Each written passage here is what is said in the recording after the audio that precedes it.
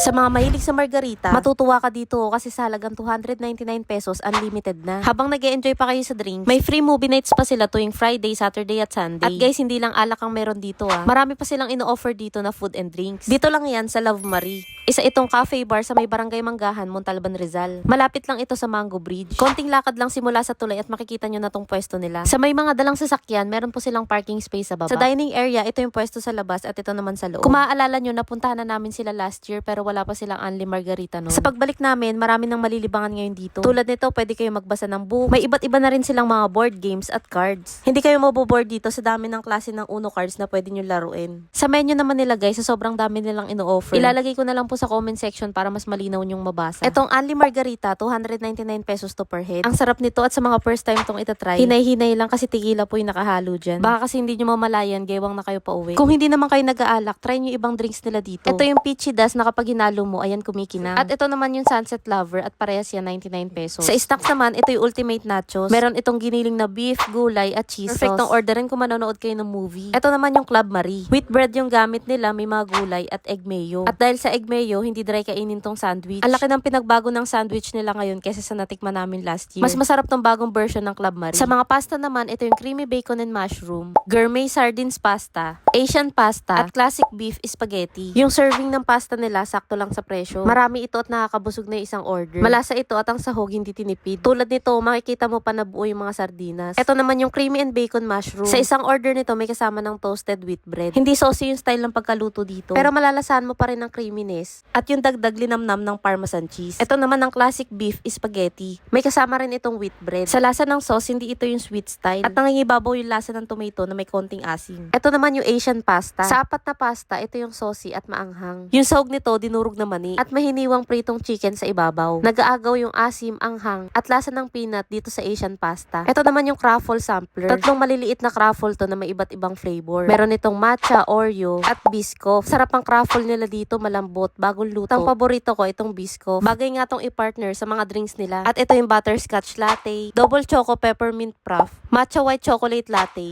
at latte. Goods lahat na natikman namin dito sa Love Marie. Lalo na tong margarita. Kaya kung naghahanap kayo ng perfect spot kung saan mag-chill, dito mo na ayain yung gusto mong makasama sa Love Marie. At dagdag ko lang guys, sa mga gustong itry yung food and drinks nila pero hindi makakapunta dito, meron po silang delivery at mag-message lang kayo sa kanilang Facebook page.